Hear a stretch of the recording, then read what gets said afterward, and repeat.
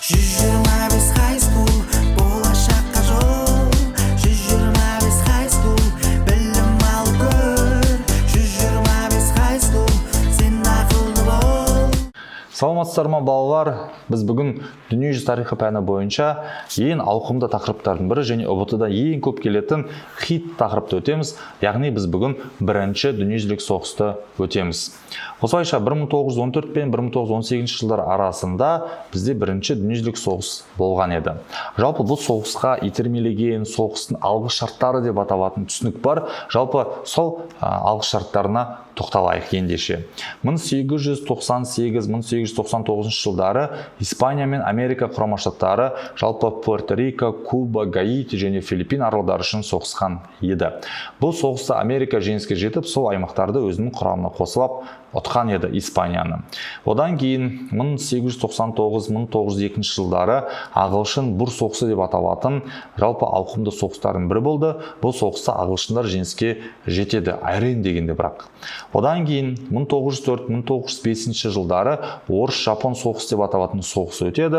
Бұл соғыста Жапония Ресейді ұтып, оңтүстік Сахалин деп аталатын аймақты өзінің құрамына қосады. Осы оқиғадан кейін Ресейде бірінші буржуазиялық революция өтеді. 1905-1906 жылдары жалпы Ресейдегі осындай демократияландыру процесіне өз үлесін қосқан соғыс болып саналады.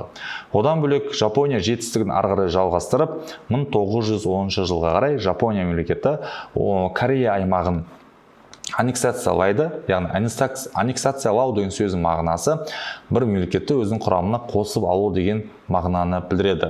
Осылайша Корея мемлекеті картадан жойылды, Кореяның жері Жапонияның құрамына өтті, Корея тілі, Корея мектептері жабылды, олардың орнына Жапон мектептері ашылған еді. Осылайша әлемде үлкен империалистік империялар өзара бір-біріне қарсы одақ құра бастады, сол одақтарға тоқталайық. 1882 жылы үштік одақ деп аталатын ұйым құрылды. Бұл ұйымның басшылығында Германиядан бөлек бұл жерде Австро-Венгрия және Италия секілді елдер бірігіп үштік одақ деп аталатын ұйымды құрған еді. Одан бөлек бұл ұйымның қарсыласы болған ұйым 1907 жылы Антанта деп аталатын ұйым құрылды. Бұл әскери ұйым, жалпы оның құрамына Ресей, Франция және Англия секілді елдер кірген еді. Енді соғыс осы елдер арасында басталады. Жалпы соғыс әлі басталған жоқ. Соғысқа тағы септігін тигізген оқиғалардың бірі ретінде 1911 және 1912 жылдар аралығында өткен Түрік-Италия соғыс деп аталатын соғыс болды. Бұл соғыста Италия жеңіске жетіп, Осман империясынан Киренайка және Триполитания деп аталатын аймақтарды тартып алып, сол екі аймақтың басын қосып Ливия деген атауды құрған еді. Осылайша Ливия деп аталатын мемлекет бізде пайда болды. Енді 1912 жылы жаңағы Лозанна бітім шарты бойынша Осман империясы жеңіліп, осы аймақтарды жаңағы Италияға берген еді. Енді шынайы соғысқа тоқталайық. Шынайы соғысқа тоқталатын болсақ, 1914 жылы 28 маусымда бізде жалпы Австро-Венгрияның тақ мұрагері герцог Фердинанд және оның жұбайы Сараево қаласына барады. Сол кезде, сол жерде жергілікті серб халықтары көңілі толмаған патриот жасы студенті Гаврило Принцип оны қастандықпен атып өлтіреді. Осы оқиға тарихта бірінші дүниежүзілік соғыстың себебі болып келеді.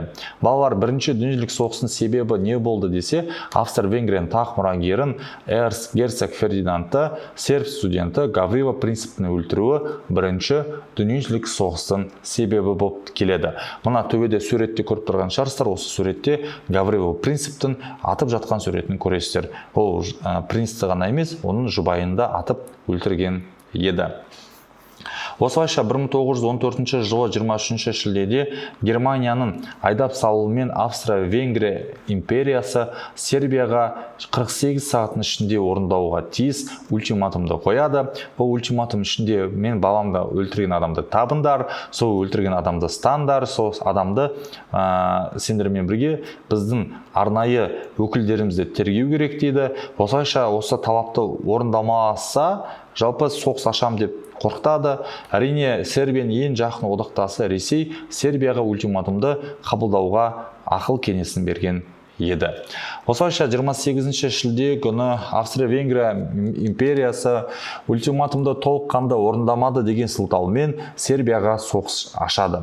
Осыдан кейін Австро-Венгрияға көмектесу мақсатында Германия мемлекеті ары қарай 1 тамызда Ресейге соғыс ашты, ал 3 тамызда Германия жалпы Францияға соғыс ашты. Сөйтіп, бір аптаның ішінде Европа елдері барлығы бір-бірімен соғысып кеткен еді. Енді тағы бір төбемде бір картинка суреттер, осы суретке қарайтын болсаңыздар, мына сол жақта тұрғандар бізде төрттік одақ өкілдері, ал оң жақта тұрған Антанта ұйымының өкілдері. Бұл жерде көріп тұрғандарыңыз түтін көріп тұрған шығарсыздар, бұл түтін бізде жаңағы химиялық қару болып саналады. Ал ұшып жүрген алғашқы ұшақтар, танкілер, бұлардың бәрі бірінші дүниежүзілік соғыс кезінде ойлап табылған ғылыми техникалық жаңалықтар болып саналады. Енді соғыс туралы айтатын болсақ, 1914 жылы соғыс басталды. Германия мемлекеті соғыста 2 майданда соғысты. Германия батыста Бельгия мемлекеті және Франция мемлекеттерімен соғысты. Бұл соғыста батыс майдан деп аталатын майдан осылайша қалыптасты. Яғни Германия осылайша Бельгия мен Франциямен соғысуы батыс майданды қалыптастырса, ал Германия үлкен Ресеймен соғысуы тарихта шығыс майданды қалыптастырады.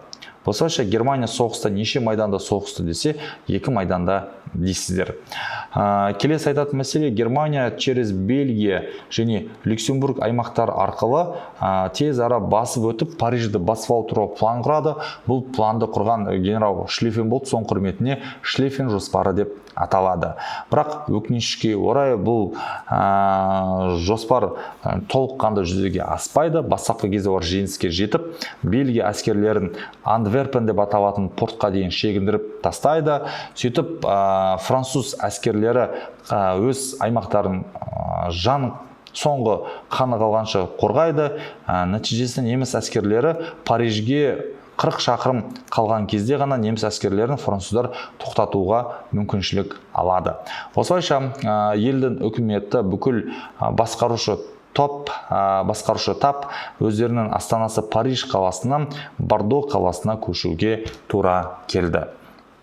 Енді бұл жерде атақты шайқасқа тоқталайық. Енді бар жоғы Парижге 40 шақырым қалған жерде Марн деп аталатын өзен ақты. Сол Марна өзенінің жағасында жалпы Франция мен неміс әскерлерін қосқан кезде 2 миллион адам осы жерде шайқасқан еді.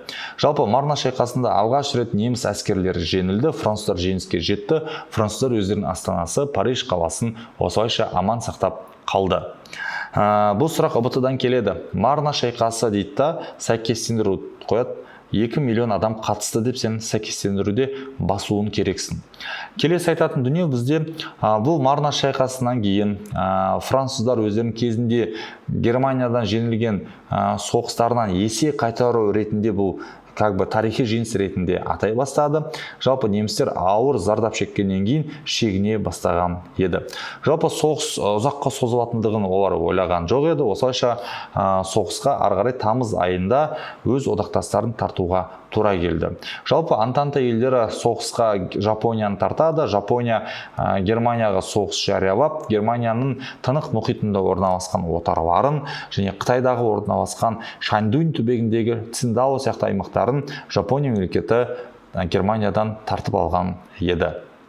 Осылайша немістер өздерінің жақын одақтастары Осман империясына қысым көрсету арқылы Антанта елдеріне қарсы соғысқа тартады. Осылайша соғысқа Осман империясы да тартылған еді. Бұл соғыс кезінде Англия мемлекеті өзінің бұл кемелерін тартады. Өкінішке орай олардың бұл кемелері немістердің сүңгуір қайықтардан жеңіліп суға батып кеткен жағдайлары да бар еді. Соғыс кезінде Антанта әскери одағын басымдығымен өтеді, бірақ басымдығы өте қатты байқалған жоқ. Нәтижесінде 1914 жыл әскери қимылдар нәтижесінде қауырт соғыс деп аталатын жоспар болған еді. Бұл жоспар бойынша Германия тез арада батыс майданда Францияны жеңіп, бүкіл әскерді Ресейге жіберу керек еді. Сосын бұл жоспар өкінішке орай күйреп қалған еді. Енді қызық жағдайларға тоқталайық. Петербург қаласының атауын орыстар Петроград деп өзгертіп тастайды. Неге десеңіздер, себебі бург деген сөздің мағынасы бізде немістердің қала деген мағынаны білдіреді екен. Сол мақсатта қаланың атын Петроград деп қайтадан өзгертіп тастайды.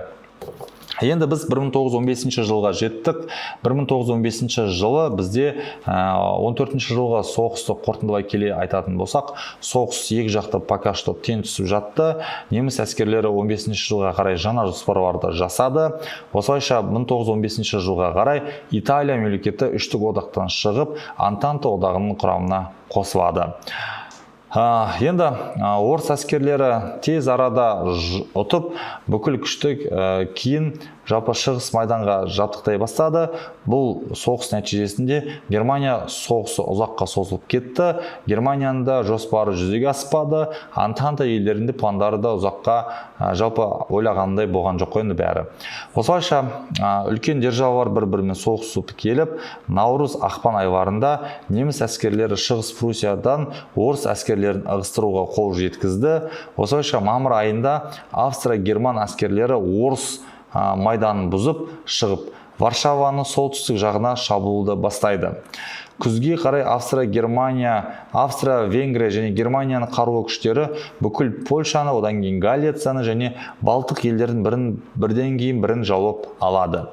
Осылайша ары қарай Ресейдің бітім сұрауға мәжбүрлей алмады, себебі олар ойлады, біз Австриямен бірге Германия шабуыл жасайтын болсақ, ары қарай Ресейдің аймақтарын басып алатын болсақ, Ресей өзі-ақ бізге келіп жалынып бітім шартын сұрайды деп ойлаған еді, бірақ өкінішке орай олардың ойлағандары жүзеге аспады. Осылайша батыста 1915 жылы герман басқыншылығы Ұлыбританияны қоршауға алу арқылы тізе бүктіруге тырысты. Осылайша ақпан айында жаңа сүңгуір қайықтар мен суасты соғыстары басталған еді.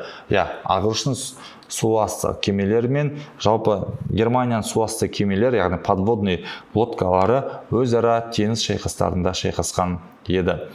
Олар Германияның көмегімен Англияға баратын барлық бұл кемелерін суға батырып тастаған еді. Осылайша көктем мен жаз айларында соғыс ары қарай жалғасып жатты.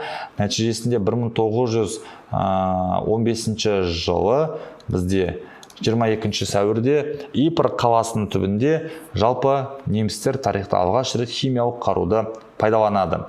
Осылайша химиялық қаруды жалпы газ баллондарын пайдаланады. Сол газ баллондардың ішінде хлор газын шығарып, соғыс кезінде 15 мың адам зардап шегіп, сол 15 мың адамның 5 мыңы өліп кетеді.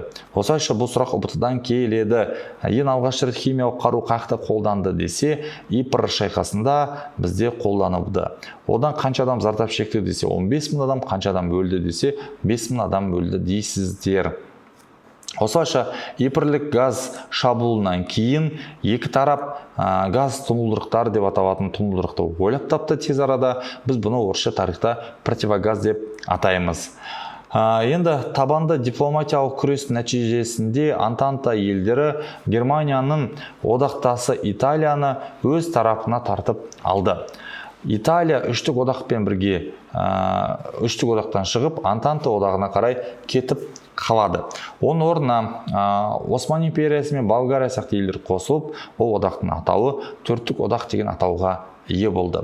Осылайша 15 жылдың мамыр айында Италия Австро-Венгрияға соғыс ашады, ал 16 жыл тамызда Италия Германияға қарсы соғыс жариялады.